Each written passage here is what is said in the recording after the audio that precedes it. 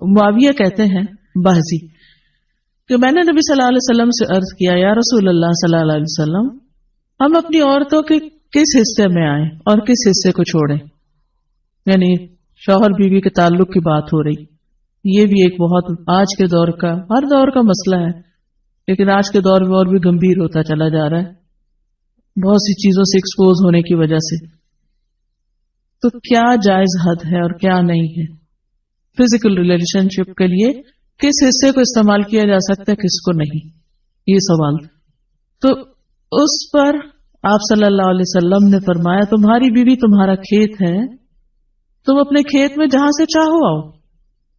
جہاں سے چاہو آؤ کا مطلب کیا ہے کہ جہاں سے کلٹیویشن ہو سکتی، یعنی کہ کھیت کے تعلق سے کیا بتایا نساؤکم حرث لکم فأتوا حرثکم انا شئتم. انا شئتم کا مطلب انا جو ہے ظرف زمان و مکان دونوں کے لیے آتا ہے کہ جانے کا کوئی خاص وقت مقرر نہیں کہ یہ دن ہے یا رات ہے، ایسی کوئی پابندی شریعت نے نہیں رکھی. اور اسی طرح جب کھیت کہہ کے بیوی کو بتایا گیا تو اس میں اس کی یعنی کہ اس کی قدر و قیمت اور اس کی حفاظت اور اس کی سرسبزی اور خوشحالی اور وہ ساری چیزیں اپنی جگہ ہے. پلس یہ بہت ہی حکمت کی بات ہے کہ کھیت میں کچھ اگ جب ہی سکتا ہے جب اس میں بیج ڈالا جائے.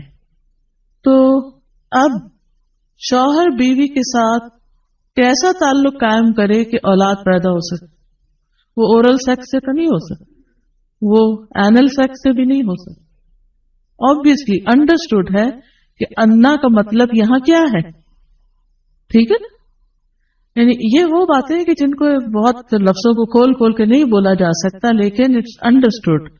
تو آپ نے کہا جہاں سے چاہو، یعنی کوئی رکاوٹ نہیں، ممانعت نہیں. اس کا یہ مطلب نہیں کہ ناجائز حدود فلان کے کہو کہ اس کی بھی ممانعت نہیں. البتہ جب تم کھاؤ تو اسے کھلاؤ، یعنی کہ شوہر خود آؤٹنگ ڈائننگ کے لیے چلا جائے اور بیوی کو کہے کہ بس گھر میں پکا لو اپنے لیے اور کھا لو، خود صرف دوستوں کے ساتھ رہے. دس از ناٹ رائٹ. بیوی کو بھی لے کے جائیں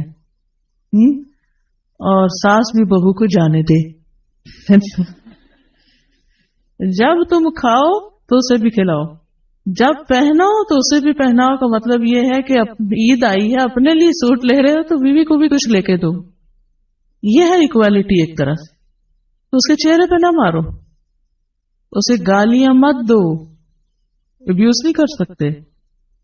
اور اسے قطع تعلقی اگر کرو، یعنی ویسے تو نہ کرو لیکن اگر کرو تو گھر کی حد تک رکھو، کک آؤٹ نہیں کرو، گھر سے باہر نہیں پھینکو، گھر سے نہیں نکالو. کیونکہ بعض شوہر کہتے ہیں نا فون پہ کہہ دیتے ہیں گھر چلی جاؤ ماں باپ کے، میں تب گھر میں داخل ہوں گا، آؤں گا ہی نہیں. یہ غلط ہے، ایسے نہیں کرنا چاہیے. اور یہ کیسے مناسب، یہ کیسے ہو سکتا ہے کہ تم اس کے ساتھ یہ سلوک کرو جبکہ تم ایک دوسرے کے پاس حلال طریقے سے آتے ہو؟ یعنی تمہارا ایک جائز تعلق ہے اور پھر تم اس تعلق کو اس طرح خراب کرو. تو بیوی کو مارنے سے متعلق جو قرآن اور حدیث کی روشنی میں جو حکم ہے وہ سامنے. پھر اسی طرح غلام کو مارنے کی ممانعت، نوکر کو، غلام کو، اس کو بھی نہیں مارنا چاہیے. ابو مسعود بدری سے روایت ہے کہ میں اپنے غلام کو کوڑے کے ساتھ مار رہا تھا کہ میں نے اپنے پیچھے سے آواز سنی، اے ابو مسعود جان لو.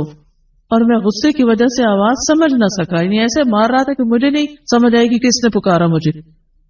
جب وہ میرے قریب ہوئے تو وہ رسول اللہ صلی اللہ علیہ وسلم تھے اور آپ فرما رہے تھے جان لو ابو مسعود، جان لو ابو مسعود. کہتے ہیں میں نے اپنے ہاتھ سے کوڑا پھینک دیا تو آپ نے فرمایا جان لو ابو مسعود، یعنی آپ بار بار فرما رہے تھے اللہ تم پر زیادہ قدرت رکھتا ہے تمہاری اس غلام پر قدرت سے، یعنی جتنا تم اس غلام پہ قدرت رکھتے ہو اللہ اس سے زیادہ تم پہ قدرت رکھتا ہے، یعنی تمہیں مارے گا. کہتے ہیں کہ میں نے عرض کیا اے اللہ کے رسول صلی اللہ علیہ وسلم میں اس کے بعد کبھی غلام کو نہیں ماروں گا. اور بعض روایت میں آتا ہے کہ انہوں نے آزاد کر دیا. ابو عمر زازان سے روایت ہے، کہتے ہیں کہ ہم لوگ ابن عمر کے پاس تھے، انہوں نے اپنے غلام کو بلایا جسے انہوں نے مارا تھا. انہوں نے اس کی پیٹھ کھول کر دیکھی، کہا کیا تمہیں تکلیف ہو رہی ہے؟ اس نے کہا نہیں. اس کے بعد ابن عمر نے غلام کو آزاد کر دیا اور ایک تنکا زمین سے اٹھایا اور کہا کہ مجھے اس کا اتنا بھی اجر نہیں ملے گا جتنا اس تنکے کا وزن ہے۔ میں نے کہا ابو عبد الرحمن آپ ایسے کیوں کہہ رہے ہیں؟ انہوں نے کہا کہ میں نے رسول اللہ صلی اللہ علیہ وسلم کو فرماتے ہوئے سنا، جو شخص اپنے غلام کو بے قصور یعنی حد شرعی کے علاوہ مارے یا اس کے چہرے پہ تمانچہ مارے تو اس کا کفارہ ہی کہ اسے آزاد کر دی، کفارہ ہے، اس آزادی کا ثواب کوئی نہیں تنگ کے برابر بھی۔ یعنی بعض اوقات تم سمجھتے ہیں بڑی نیکی کی لیکن اس میں تو چھوٹ بھی جائے تو وہ بھی بہت بڑی بات۔ صحابہ کرام جو تھے وہ خاص طور پر اس سے محتاط رہتے اور غلاموں سے درگزر کرتے تھے۔ ابو لیلہ کہتے ہیں کہ سلمان رضی اللہ عنہ نکلے، وہ اپنی سواری کو چارہ کھلاتے تھے تو وہ ہودے سے گرتا رہتا۔ ہودہ کیا کہتے ہیں؟ وہ چیز محمل باسکٹ کہہ لیں جس میں اس کا چارہ رکھ کے دیا جاتا۔ اس پر انہوں نے اپنے خادم سے کہا اگر مجھے قصاص کا خوف نہ ہوتا تو میں تمہاری پٹائی کرتا کہ تم نے ایسی چیز کیوں جانور کے آگے رکھی۔ تو مطلب یہ کہ اگر میں تمہیں ماروں گا تو مجھے بھی مار پڑے گی، اس لیے میں تمہیں مار نہیں رہا، ورنہ جو حرکت تم نے کی ہے اس میں تمہیں مار پڑنی چاہیے۔ نماز پڑھنے والے غلام کو نہ مارنا۔ ابو امامہ سے روایت ہے کہ رسول اللہ صلی اللہ علیہ وسلم خیبر سے واپس آئے تو آپ کے پاس 2 غلام تھے۔ حضرت علی رضی اللہ عنہ نے کہا اے اللہ کے رسول صلی اللہ علیہ وسلم ہمیں بھی ایک غلام دے دیں۔ آپ نے فرمایا جو چاہتے ہو لے لو۔ انہوں نے کہا آپ میرے لیے پسند کریں۔ اس سے انداز ہوتا ہے نا کہ ریلیشن شپ داماد اور سسر کا کیسا۔ آپ صلی اللہ علیہ وسلم نے فرمایا یہ لے لو، اس کو مارنا نہیں، کیونکہ میں نے خیبر سے واپس آتے ہوئے اسے نماز پڑھتے دیکھا ہے اور مجھے نمازیوں کو مارنے سے منع کیا گیا ہے۔ آپ صلی اللہ علیہ وسلم نے دوسرا غلام ابو ذر کو دے دیا اور اس کے ساتھ خیر و بھلائی